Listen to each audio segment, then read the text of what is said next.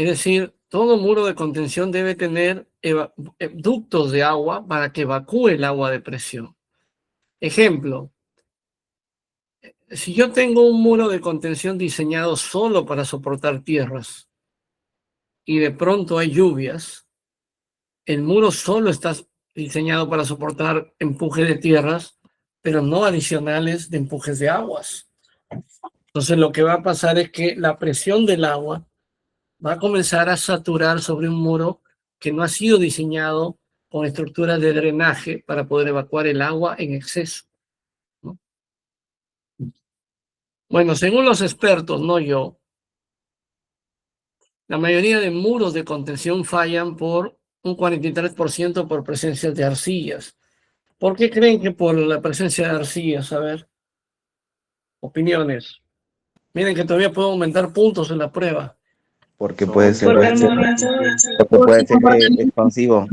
expanden y Muy se bien, contraen. oído. López A ver, Ullón. Ya. López Ullón nos ha dicho que, Por su comportamiento de expansión y contracción, de acuerdo a la humedad. ya, muy bien. ¿Alguien más?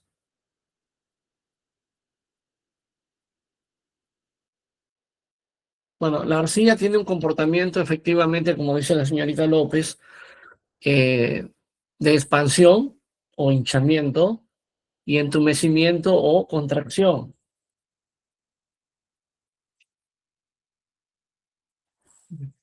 E incluso esta presencia de la arcilla se produce cuando hay agua, ¿no? Entonces es probable que en zonas donde llueve o donde hay aguas subterráneas o donde hay filtraciones de agua de un canal que puede estar a unos 2 kilómetros de ahí, puede ocasionar ese efecto. Así sea la arcilla de 1 centímetro de espesor. 32% dice por otros tipos de residuos o materiales.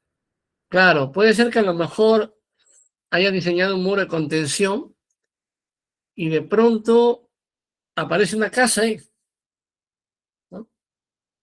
O sea, si acá, encima de esto, alguien hubiera limpiado esta área de estos árboles y hubiera construido una casa, esa casa también hubiera ejercido presión sobre este muro, ¿no?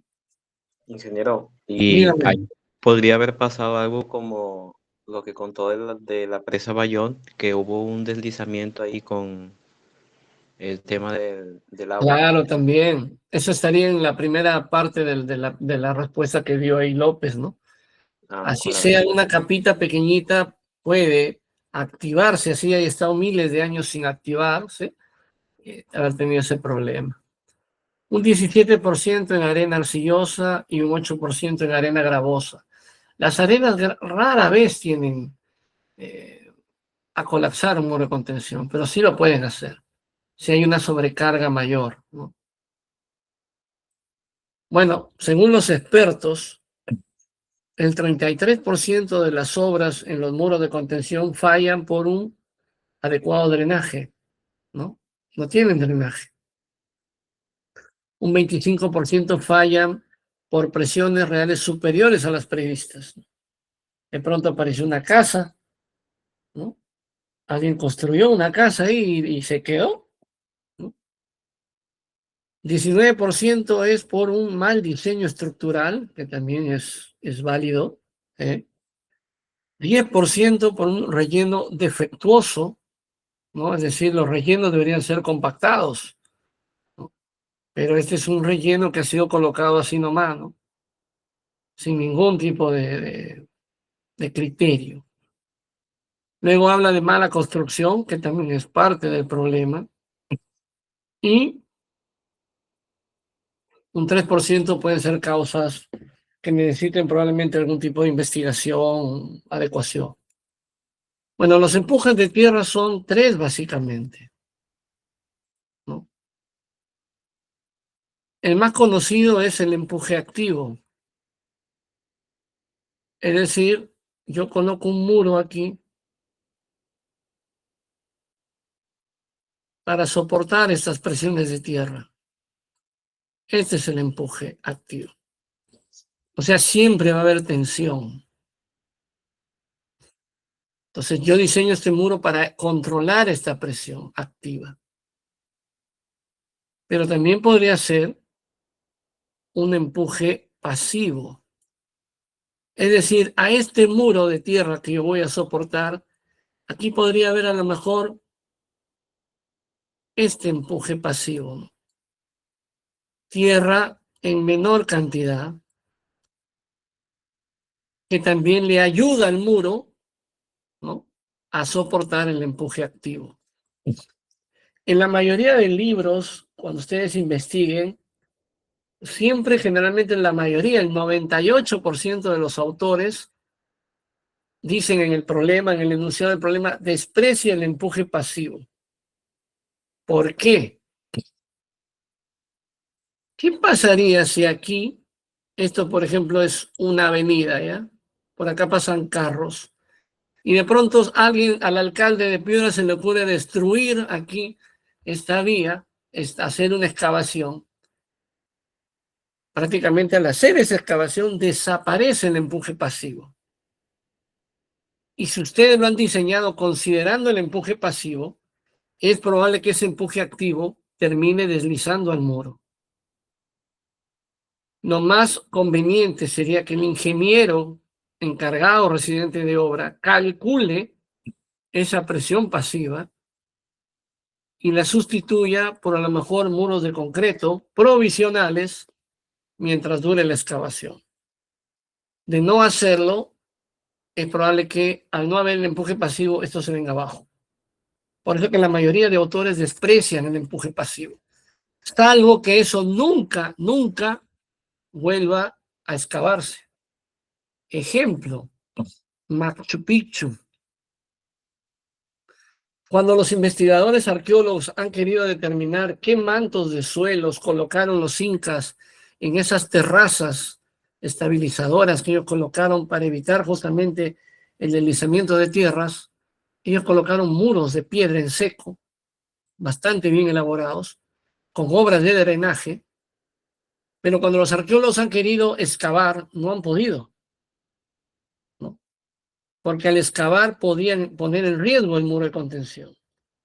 La única manera que han tenido para determinar los mantos de tierra que han habido allí ha sido a través de ensayos geofísicos, que nosotros lo vimos en la primera parte del curso, ¿no? O sea, cómo determinar los espesores de tierras y qué tipo de tierras son los que habían en esos mantos que los incas dejaron. Así es como se ha descubierto que Machu Picchu, prácticamente el 80% de esa obra no se ve. Son básicamente un sistema de drenaje y subdrenaje de canales, que sí se aprecian algunos de ellos, para controlar el agua. De no haberlo hecho, esa ladera se hubiera ido o se hubiera venido abajo, ¿no? Y está ahí hace más de 500 años. Y hace más de 500 años que nadie ha hecho excavaciones allí. Si hubieran hecho excavaciones para ver qué probablemente los muros hubieran colapsado. Y finalmente, el empuje en reposo. ¿Qué significa eso? Que entre el empuje pasivo y el empuje activo, siguiendo con el ejemplo de Machu Picchu, ha llegado aquí con un ángulo de fricción y una cohesión que es la misma desde hace 500 años, es decir, cuando terminó esta obra. No se ha movido.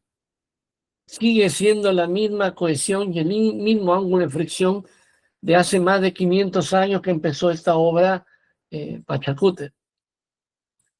No sé si queda claro el concepto de empuje activo, empuje pasivo y empuje de reposo.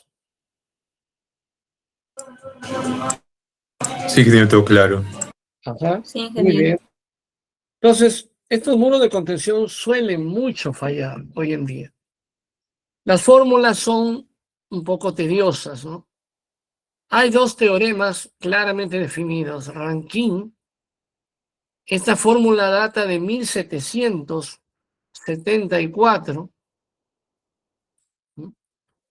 De hecho, el primer tratado de muros de contención lo hace un francés, ¿no?, para hacer trincheras en la época napoleónica, ¿no? O sea, hacían excavaciones y colocaban aquí sacos para estabilizar, ¿no? Mientras aquí los soldados disparaban, ¿no? Tiraban bombas, ¿no? Justamente para evitar que el muro colapsara, ¿no? Fue el primer tratado de muros de contención casi en esta época, en 1700, época napoleónica. Lo hizo un general francés, ¿no? Para estabilizar las laderas del muro, justamente para fines bélicos. ¿Cómo funciona esta teoría? Supuestamente esta malla grid, ¿ya?, es básicamente el comportamiento del suelo y este es un pedazo de ese material. Hay fuerzas verticales y fuerzas horizontales que van a permanecer en una tensión permanente y que va a buscar empujar este muro de contención. Algunas son hacia afuera y otras son hacia adentro, pero hay algo en común en todos los muros de contención: este triángulo que ven aquí.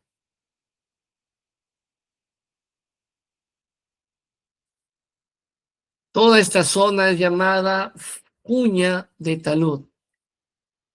En los muros de contención, donde ha habido muertos en zanjas de obras, siempre la característica, esta es una zanja, por ejemplo, de una obra de saneamiento, por ejemplo. Cuando esta zanja se derrumba, siempre suele pasar algo así, ¿no? ¿No? O sea, después de que los obreros han muerto aquí, la zanja queda de esta manera. Esto lo hizo o lo descubrió por primera vez Terzaghi, ¿no? Ellos también describen en sus libros, Joseph Bowles, George Sowers, delatan documentadamente casos donde hubieron muertos, ¿no? George Sowers habla, por ejemplo, de unos muertos en unas excavaciones en Inglaterra, de obreros. Y William Lambert también habla, ¿no?, de muertos también en Inglaterra. Ralph Peck también habla de unos obreros muertos en Alemania y en Estados Unidos. O sea, siempre donde ha habido este tema de excavaciones, lamentablemente ha terminado con pérdida de vidas humanas. Y en todas ellas el talud queda siempre de esta manera. Es por eso que se simboliza de esa manera como falla por cuña, ¿ya? O sea, cuando alguna vez una zanja colapse, es lo más probable que vean algo así, ¿no? Esto es matemático ya. Entonces, aquí va a haber una presión activa y una presión pasiva. ¿Cómo se grafica esto en círculo de Moore, por ejemplo, no? Por ejemplo, este círculo lo que representa el empuje de tierras, ¿no? O sea, este es el muro y aquí está la tierra, ¿no? Y aquí está el empuje. Pero de pronto aquí alguien decide construir algo. Y este será el segundo círculo, ¿no? Será un empuje por sobrecarga. Y de pronto habrá lluvias y habrá otro círculo, y habrá sismo y habrá otro círculo. Es decir, los esfuerzos pueden ir cambiando en el tiempo. Por eso que en laboratorio la importancia de este ensayo, porque tú puedes ahí prever cuál es la presión máxima que podría soportar si se dieran todos estos acontecimientos. Y esto de hecho ha traído mucha tragedia, ¿no? Hay muchos casos documentados de esto. Bueno, las fórmulas son estas, ¿no? Este valor de Ka o coeficiente de presión activa es igual a la tangente cuadrado de 45 menos el phi medios. Este es coeficiente activo. Y el coeficiente pasivo es exactamente el mismo, es decir, tangente cuadrado, solo que en vez de restar, suma, más phi medios.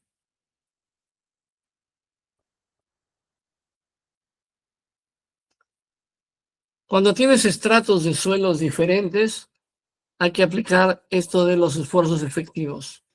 Cuando es un solo estrato, ahí se puede aplicar otra fórmula ya distinta.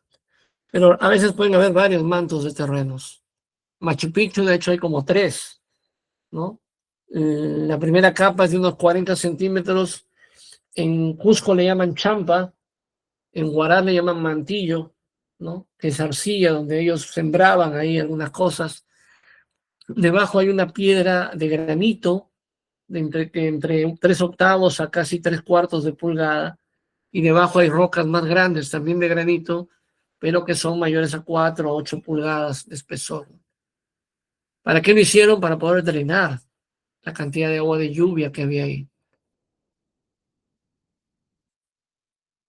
También pueden haber efectos de taludes inclinados. Generalmente, este valor de beta, esta es la parte que a veces confunde a los jóvenes. Algunos autores le llaman alfa también.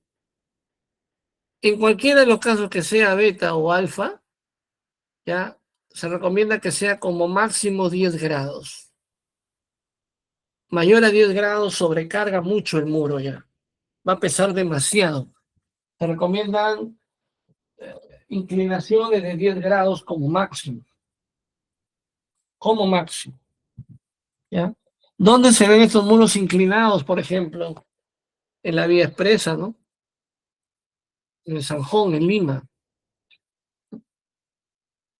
Aquí está la presión, ¿no?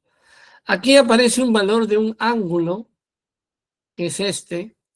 Algunos libros le llaman beta también. Esta es la confusión que a veces genera, ¿no? ¿Este valor qué significa? Significa la fricción que hay entre el material y la rugosidad del muro de contención. El muro de contención puede ser de concreto, puede ser, qué sé yo,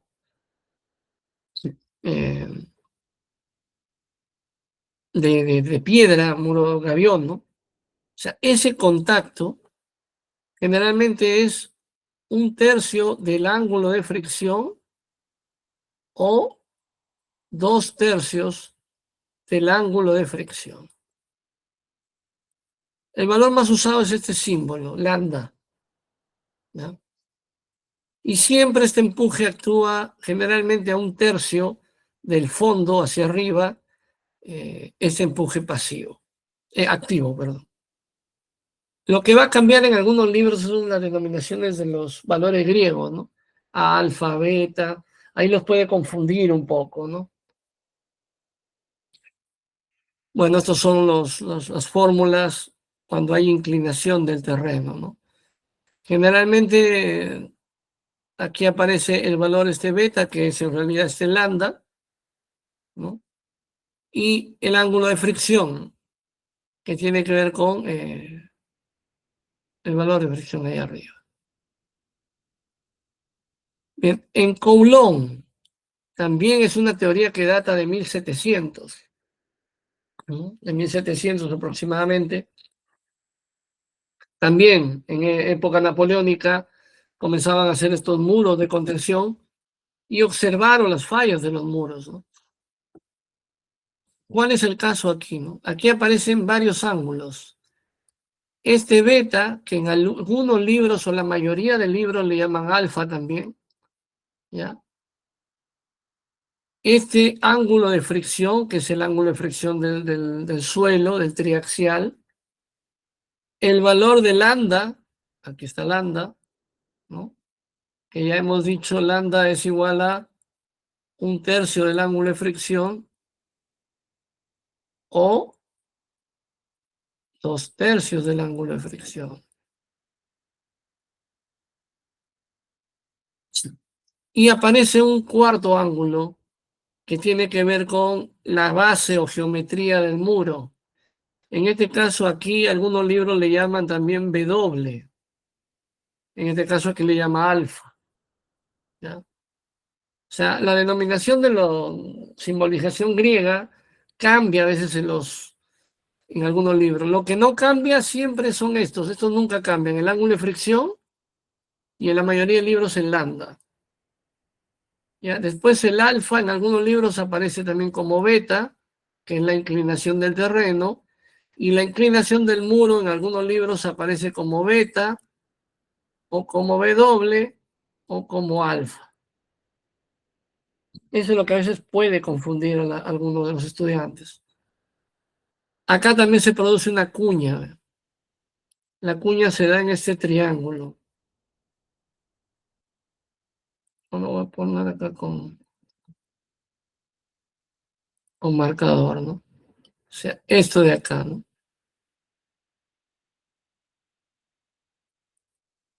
Este es un triángulo, ¿no? Que expresa más o menos cómo es el tipo de falla aquí, ¿no? Cómo es el tipo de falla aquí.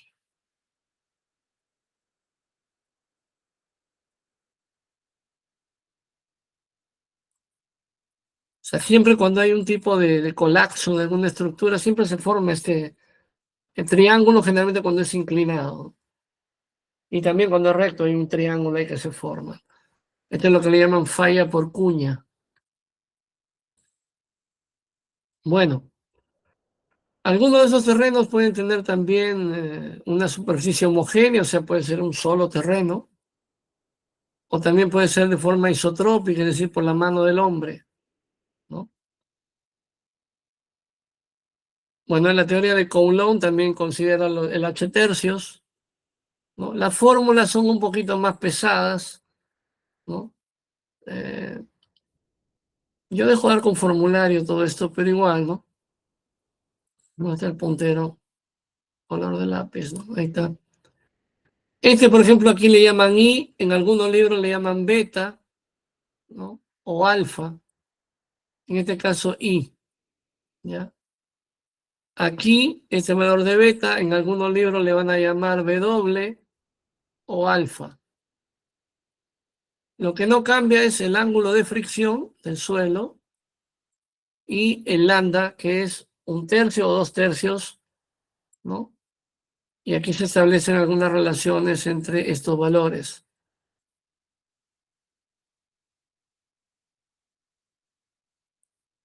Ahí está, ¿no? Este es el ángulo beta, que debe ser máximo 10 grados. Y este ángulo de 10 podría ser menor a este valor de alfa 30. Y aunque sale negativo, recuerden que aquí está el cuadrado. Por eso sale positivo. Beta suma lambda. Lambda suma el ángulo de fricción. Ángulo de fricción debería ser mayor al de inclinación. Y aquí podría ser que la inclinación pudiera ser no necesariamente igual, pero siempre va a ser menor a beta. Acá la diferencia, ¿cuál es? Este es el signo menos en presión activa, este es signo más en presión pasiva. Las fórmulas son iguales, lo que cambia son los signos. Acá el más en pasiva, aquí el menos, ¿no? Aquí el más también en activa, aquí es menos en activa, ¿no? Aquí es menos en activa, aquí es más en pasiva. Siempre la pasiva va a ser mayor que la activa, ¿ya? El Kp siempre va a ser mayor al K activo. ¿Ya? Eso porque tómelo como dato de referencia. Bueno, ¿cómo se calcula este empuje de tierras? Bueno, antes de ver este empuje de tierras, aquí voy a ver un pequeño ejemplo, ¿ya? Por ejemplo, ángulo de fricción, ahí lo vemos con un software. El ángulo es 26, cohesión 14 y la densidad 17. El suelo es definitivamente cohesivo, ¿no? Dice determinar la longitud del muro antes y después que ocurra la grieta de tensión y la línea de acción resultante de este terreno. Determinar esa fuerza activa por Rankine. El muro es de 6 metros de altura. Generalmente cuando el suelo es arcilloso, la gráfica se divide en 3. El triángulo, que viene a ser la presión de tierras, y este rectángulo, que más tiene que ver con la grieta de tensión. Finalmente la gráfica queda de esta manera, ¿no? Aquí aparece 12 raíz de K, que siempre generalmente va a ser un valor negativo. ¿Por qué? Tú calculas el K, que hemos dicho que es tangente cuadrada 45 menos phi medios. Esto me sale 0,39. La raíz de K, 0,625. Si yo aquí analizo para un Z igual a 0, esta altura sería 0. Por lo tanto, el valor sería menos 2 veces C raíz de K. Este signo negativo, que significa que aquí va a haber fuerzas de tracción.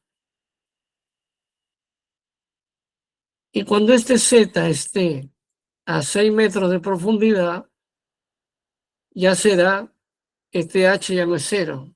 Ahora pasa a ser otro valor mayor que este menos 12.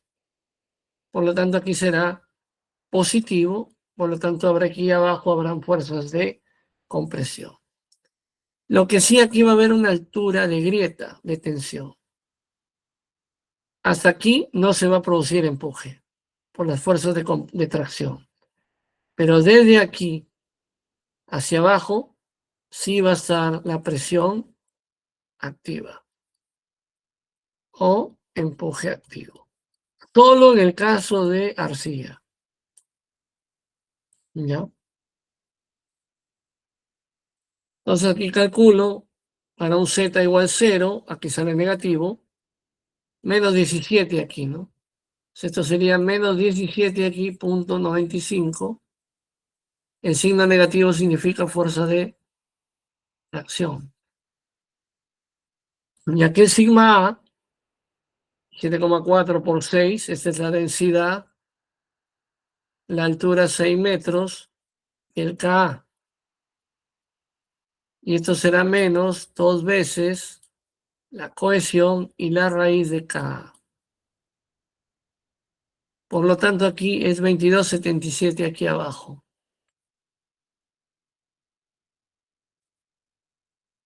Fuerzas o esfuerzos de compresión.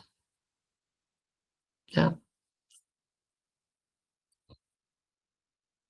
Finalmente, determino aquí, ¿no? Cuál es la presión activa, un medio densidad por altura cuadrada, Ka, la altura es 6 metros, la altura por el coeficiente 40,72, 2 veces C por H me da este valor y me da un valor de 14,46, que sería en este caso la presión activa, ¿no? Y quiero determinar esta altura, ¿no? Esta altura de acá Z, es donde se desarrolla ese empuje. En este caso sería 122,16 por la altura de 6 entre 3. Esta es la fuerza de triángulo. Menos 107,7 por 6 medios, en este caso del rectángulo.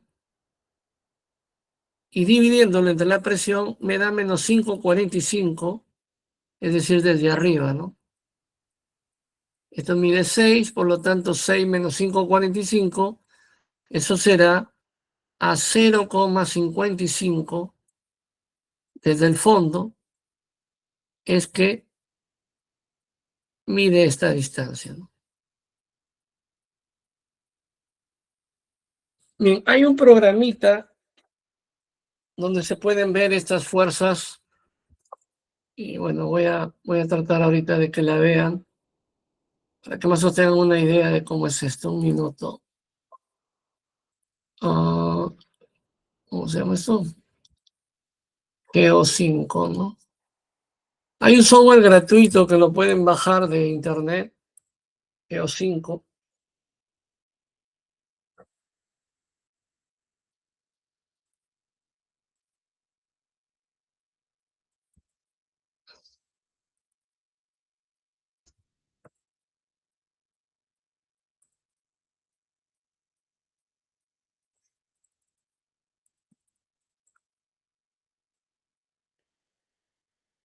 Un minuto, ¿eh?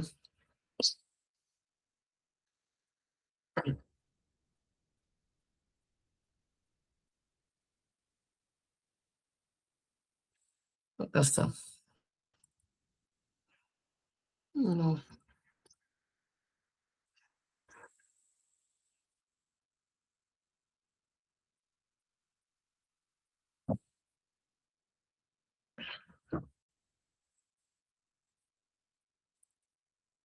acá está.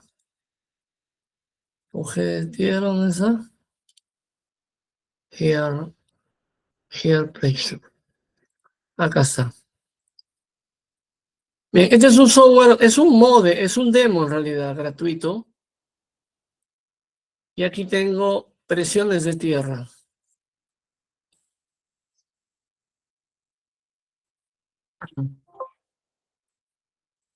Y voy a trabajar básicamente con el mismo dato aquí del problema que voy a anotar aquí a un costado. A ver, densidad es 17,4, cohesión es 14,36 y el ángulo es 26, altura 6 metros. Muy bien. Y tengo acá el muro de contención, presión de tierras. Aquí le puedes colocar el proyecto que tú quieras, el nombre, ¿no? Voy a colocarle Geotecnia 2. La fecha ahí queda grabada, la configuración. Yo acá puedo agregar qué programa quiero manejar, por ejemplo, ¿no? Por ejemplo, podría colocar aquí, por ejemplo, acá está trabajando con Kowloon, ¿no? Mononovio Cabe, que es el análisis sísmico, pero yo le puedo cambiar, ¿no? Por ejemplo, seleccionar configuraciones y acá puedo ver normas de varios países, ¿no? Administración de la configuración y puedo también manejar normas de un montón de países, de acuerdo a los reglamentos de estos lugares. Y puedo añadir al administrador algún software, por ejemplo, ¿no? En este caso voy a ver lo que es presiones, ¿no? Y ahí está Kowloon, por ejemplo, ¿no? Para la presión activa, para la presión pasiva.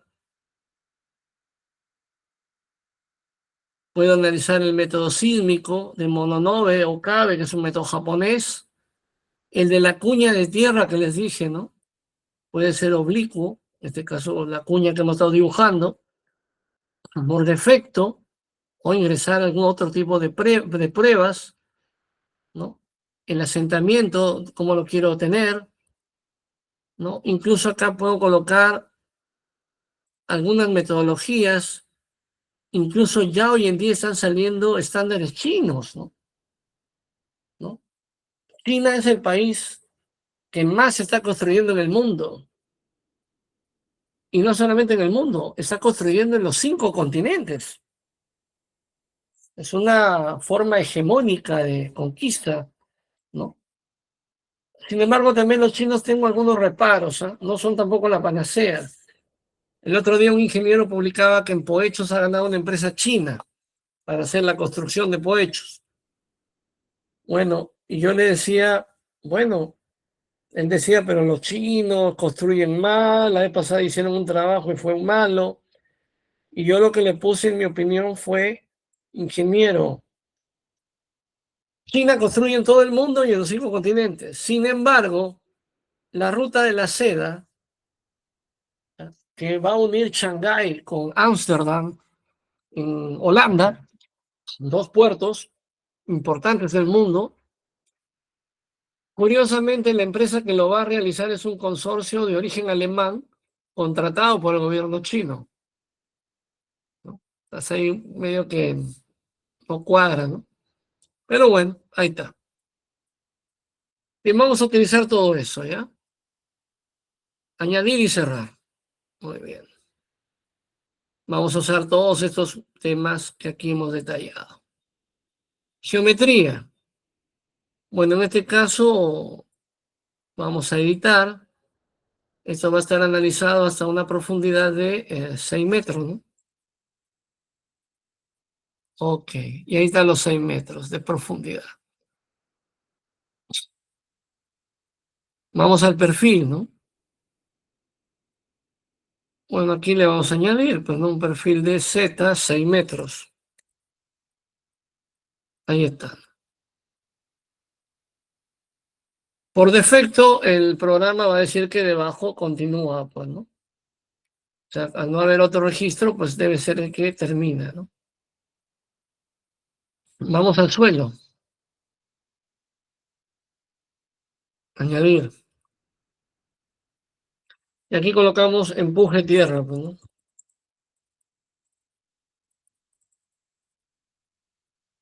Densidad, ¿cuánto era la densidad? Aquí era 17,4. El ángulo interno, ¿cuánto era el ángulo? Era 26. Cohesión del suelo, según este problema, 14,36. ¿Cuánto debería ser esto? Aquí lo vemos, pues calculadora es... Quita calculadora. ¿Dónde está la calculadora? Ahí está. Aquí la calculadora es 26 grados entre 3, 8,6.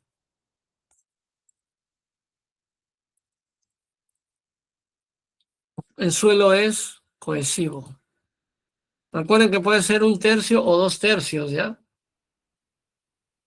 El Poisson, generalmente en las arcillas el valor de Poisson es un valor alto. En este caso podría ser 0,40. Y la densidad saturada, 17,40. El suelo es un suelo arcilloso. Aquí le vemos arcilla, ¿no? Si quieres le cambias el color aquí ya como gustes, ¿no? Puedes ponerle rojo ya si quieres. Y aquí te sale el color arcilloso, ¿no? Muy bien. Simplemente añadir, ¿no? Listo. Y ya está creado el terreno con las condiciones que le hemos dado. Asignar. Bueno, definitivamente va a ser aquí, el terreno va a ser el mismo, ¿no? Es un solo manto de suelo. Y debajo, por defecto, se asume que es el mismo material. Recuerden que estos estudios tienen ciertas limitaciones en la profundidad, ¿no?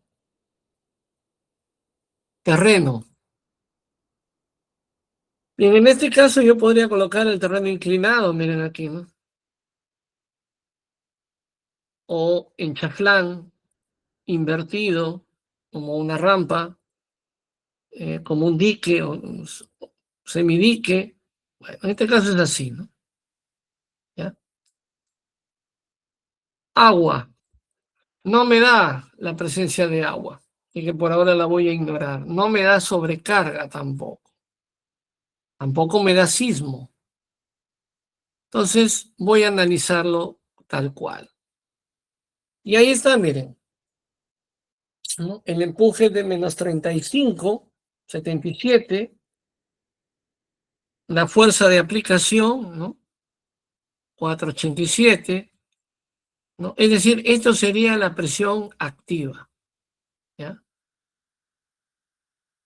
Que es más o menos lo que nos sale, más o menos parecido los valores, no tan diferentes, ¿no? Por ejemplo, acá cuánto nos dio la fuerza resultante. Aquí nos dio una presión activa de 14,46, ¿no? Y aquí me da una fuerza de 35 de fuerza activa, ¿no? Es que he utilizado unas normas distintas, ¿no? Podría haber cambiado la configuración. ¿Cuánto es la profundidad en donde se produce el centroide? Aquí me da menos 5,45. Y aquí me da una profundidad de 4,87, ¿no? O sea, va por ahí, va por ahí. Tendría que cambiar ahí algunas normativas y todo eso. Cuando se tenga copia de actas de acuerdos. Bien. Ahora, ¿qué pasa si, por ejemplo, aparece un edificio allí? Por ejemplo, acá diseñé el muro de contención, perfecto, ¿no? Y de pronto aparece una casa aquí. Yo le añado aquí una carga. Y aquí le coloco casa. Y puede ser superficial, franja, trapezoidal, concentrada, o puede ser permanente, variable o accidental. Tendría que calcular la carga. Le voy a colocar una carga menor, 12 kilonewtons por metro cuadrado. Ajá, ya le añadí, cierro aquí y calculo ahora cuál es la nueva presión. Y ahí está, ¿no? ¿Se dan cuenta? La gráfica aquí, la presión es, cuando hay una sobrecarga siempre es rectangular aquí. Y la presión de tierras, ¿se acuerdan que es una presión de grieta? Desde acá empieza el empuje, ¿no? O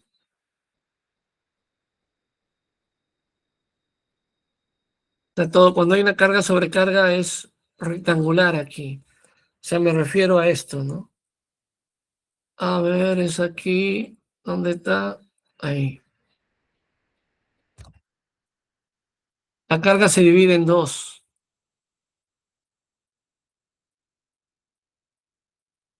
Cuando hay sobrecarga es rectangular y triangular por la grieta de tensión.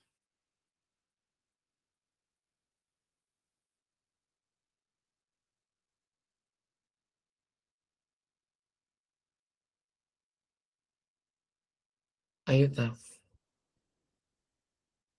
O sea, la primera gráfica es de la sobrecarga y la otra es la presión de tierras ya. ¿Ya?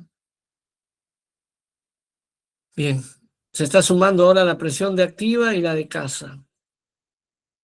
¿Qué pasa si en la zona hay sismos? Tendría que considerar, en la norma chilena, 6 metros o mayor a 6 metros, habla ya de un suelo, de un muro de contención que hay que diseñar por sismo ya, en la norma chilena. ¿Ya? Entonces, eso también es un tema no menos importante, mis amigos.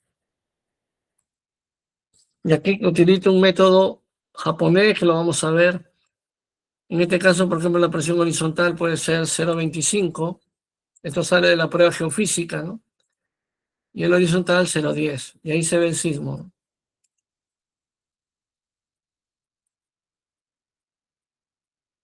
Y ahora analizo, ¿no? Ajá, y mira cuánto aumenta ahí por sismo,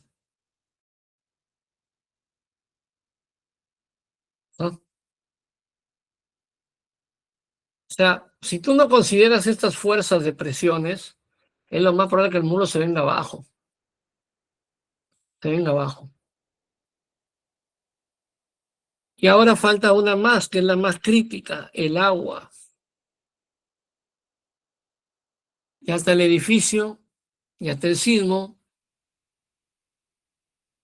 Entonces aquí yo puedo colocar, por ejemplo, una profundidad del agua, ¿no? Y si hay grieta de tensión también. En este ejercicio, la grieta de tensión, ¿cuánto era? Bueno, acá lo multiplico, pues. 2 por C, que era ¿cuánto? 14,36, ¿no? Ajá, entre la densidad, que era ¿cuánto? 17,4. Y eso lo puedo dividir entre la raíz de K, que no me acuerdo cuánto era aquí raíz de K, por acá está, ahí está la raíz de K, ¿no? Eso entre 0,625. Y eso me da más o menos una profundidad de 2,64, que es este valor de aquí. Este es ZC, sí. También como ya lo conozco, ¿es cuando? 2,64, ¿no? Puedo colocar aquí la profundidad de grieta, ¿no? 2,64 por decir, ¿no? Y la profundidad del agua a 1 metro, por decir. Y analizo.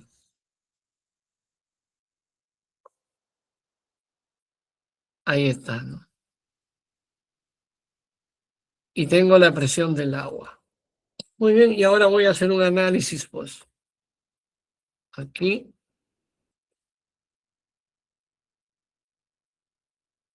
Si yo comienzo aquí a ver los porcentajes, la suma de todo esto, sumo aquí, ¿no? Aquí.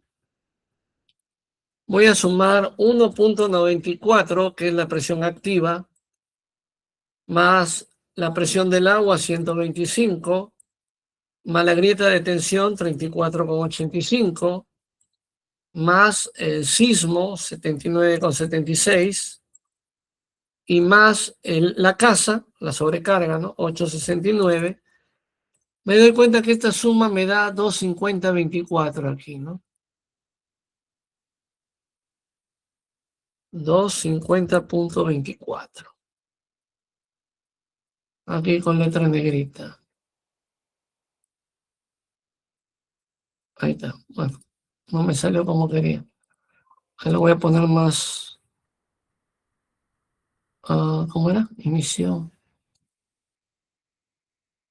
250,24, ¿no?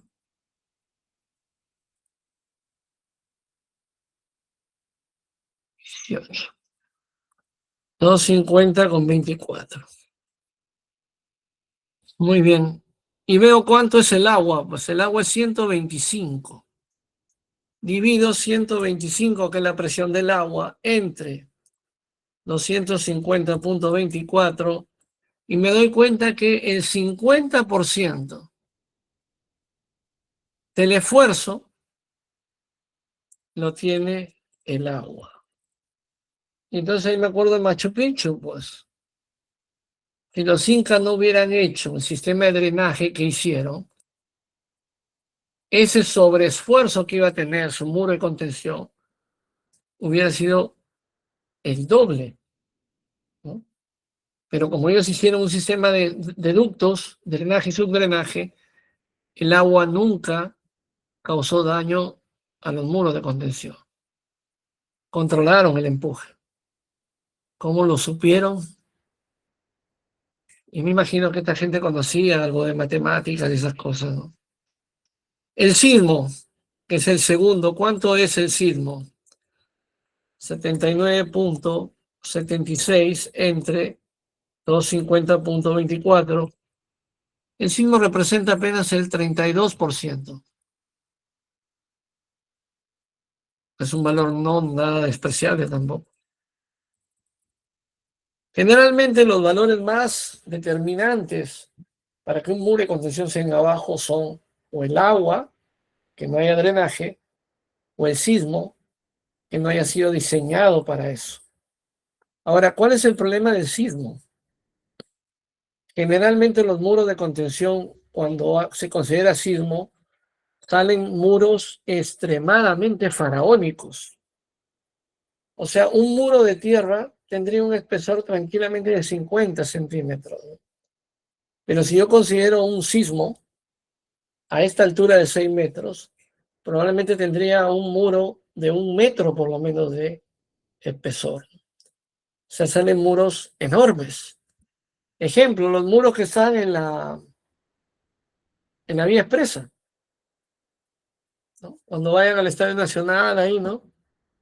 Van a ver los muros ahí que contienen a los puentes, son unos muros faraónicos. Si vienen a Lima y se van al Óvalo Naranjal, ¿no? Donde ahí todos los días hay como cerca de 20,000 personas diarias, ¿no? A las 7 de la mañana parece que estuvieran saliendo de un estadio ahí, ¿no? Van a ver en el Óvalo Naranjal un bypass, ahí un puente, ¿no? Un muro de contención que debe tener por lo menos 1,50 m de ancho, de espesor, y de ancho debe tener por lo menos unos 15 metros, ¿no? O sea, son muros faraónicos. En términos de costos son caros, muy caros. Ahora, alguno me diría, ingeniero, ¿y qué? ¿Hay que considerar todo esto en el muro de contención? No. Si al muro tú le vas a colocar drenaje, ya no necesitas considerar el 50% por agua. Y si en la zona históricamente no hay sismos, ¿no? Podrías ahorrarte ahí algo. Ahora, si la carga que vas a soportar, como en el Óvalo Naranjal o en la vía expresa, son bypasses, puentes, la cosa ahí cambia, pues. Ahí sí hay que considerar una estructura antisísmica. Preguntas.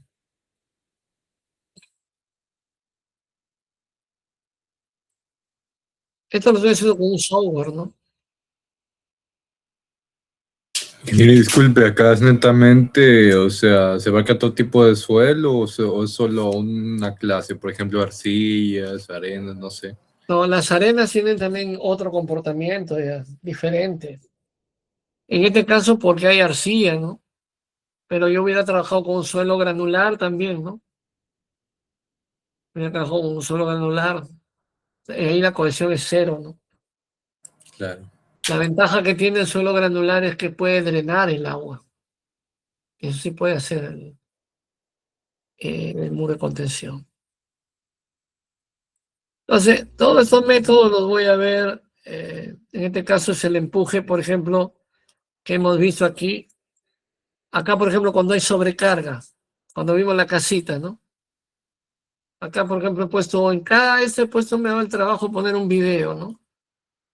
Para que tengan una idea de esto, ¿no? Ojalá lo puedan ver más tarde ahí en sus casas.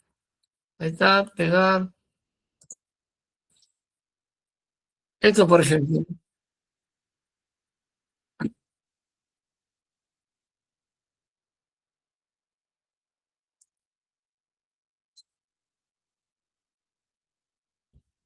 Esto es San Juan de Urigancho. Cuando vayan a San Juan de Urigancho van a ver esto, ¿no? Una casa de material no convencional, ¿no? Han colocado piedra en seco aquí, porque no tienen plata para hacer concreto, ¿no? Y sin embargo, siendo una casita no convencional, como pueden ver con calamina, materiales no convencionales ligeros, ¿por qué se ha venido abajo allí? Bueno, dicen que hay un sismo ahí. Ahí está. Y esto era un centro educativo, miren. Claro. Lo que pasa es que se dan cuenta arriba hay casas, ¿no? O sea, aquí a lo mejor este muro de contención solo soporta la tierra, pero no soporta la casa que está ahí arriba, ¿no?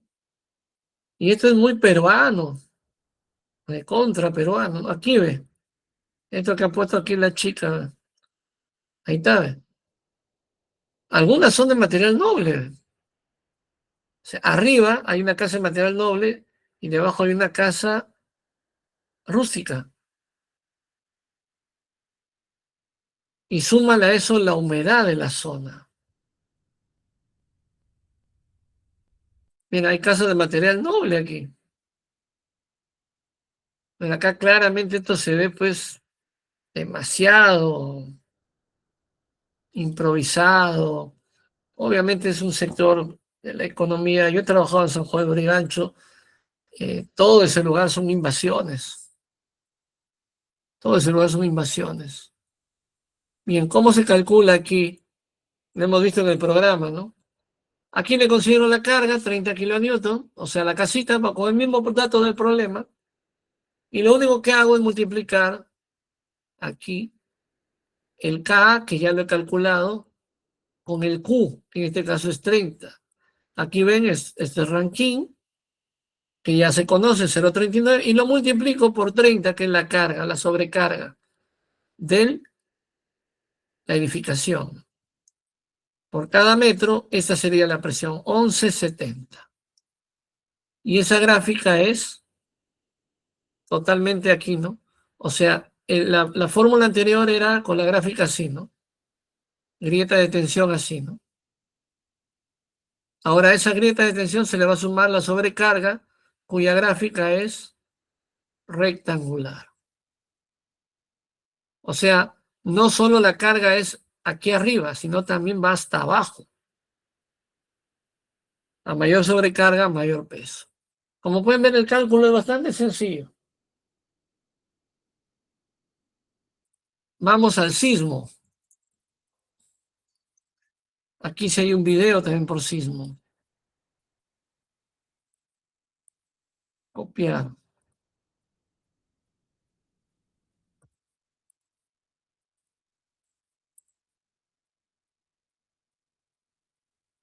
Ujú.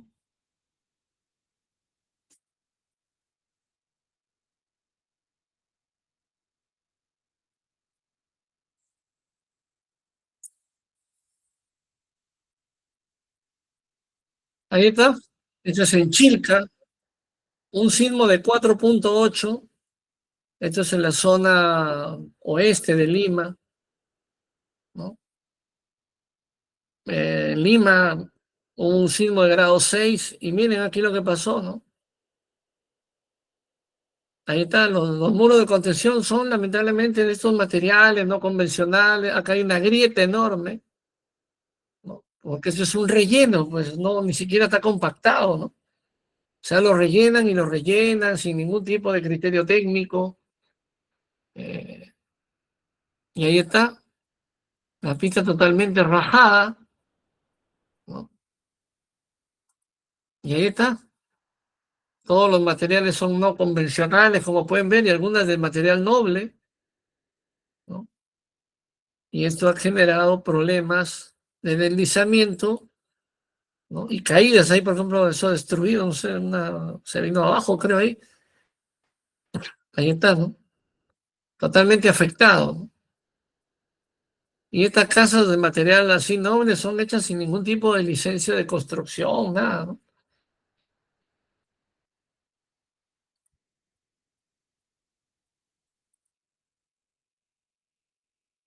Entonces un pasajito, mira, con las justas entre un carro aquí, ¿no? Es la realidad que tenemos, pues. Bueno, el método es un método japonés, mononovio cabe, así considera el sismo. La fórmula es media que asusta, ¿no? Un medio de densidad por altura, 1 kb, y este es el coeficiente sísmico. Está en función del ángulo de fricción, el ángulo sísmico, la inclinación del terreno, la inclinación del muro, el lambda, que tiene que ver con el 2/3 o 1/3 del ángulo de fricción, y la inclinación del terreno. La inclinación de la fuerza resultante, yo tengo que hallarla en función del grado sismo que hay en la zona, ¿no? En Chile, por ejemplo, ese método lo utilizan muchísimo ellos, ¿no? El mononovio cabe. Se utiliza una fórmula, se reemplaza por todos estos valores. Esto lo he hecho en Excel.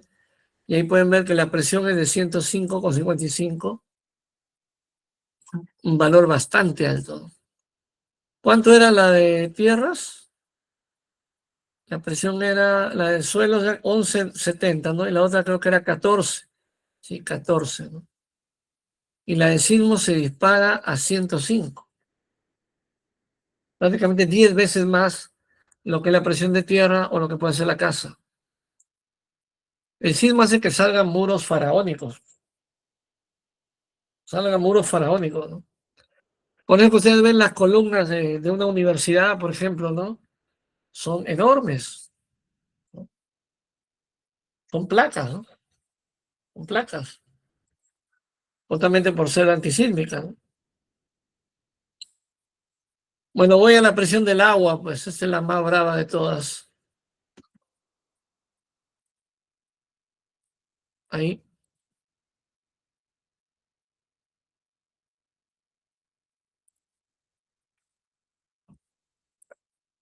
la presión del agua. Miren esto, ¿no?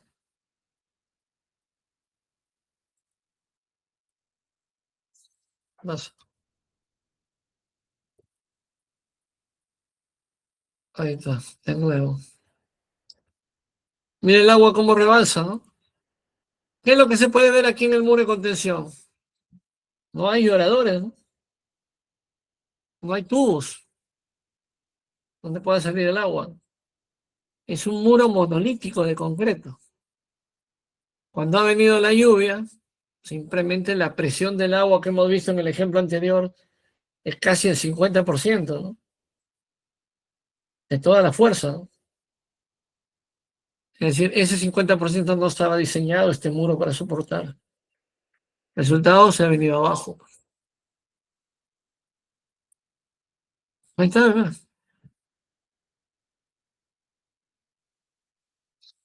sea, tienen que adaptarlo a la realidad problemática de su lugar, ¿no? ¿Cómo es el cálculo aquí? Si el agua estuviera abajo, o sea, no hay lluvias, y arriba si hubiera agua, ¿no? Bueno, calculo aquí el K por el esfuerzo total, el K 0,39, la densidad y la profundidad 6. Muy bien, cuando es 0, en el punto 2. Cuando es 0, la profundidad es muy bajita, 17,76. Y aquí la densidad le ha restado el agua a la densidad, ¿no? Porque está totalmente saturado. No saturado, está sumergido. Recuerda que la densidad sumergida es densidad saturada menos densidad del agua. Y ahora le calculo ya cuando el agua está totalmente arriba y aumenta a 176, o sea, más alta que el sismo todavía. El sismo era 105, esta aumenta muchísimo más, ¿no? Y ahí hago un análisis de todo, ¿no? La grieta era 1446, representa el 4%. La sobrecarga 1170 representaba el 380. El sismo era 105, representa el 34%. Y la presión hidrostática 176 representa el 57% de la presión de empuje, ¿no? Entonces, generalmente el agua y el sismo son los que tienen la mayor, ahí tiene casi el 90% entre los dos. Entonces, ya tienen, creo, una idea mejor.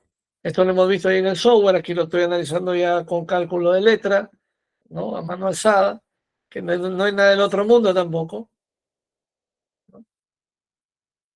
Y bueno, vamos a dejarlo ahí por hoy. ¿Alguna pregunta aquí? No, ingeniero, todo claro. Todo claro, ingeniero. Listo.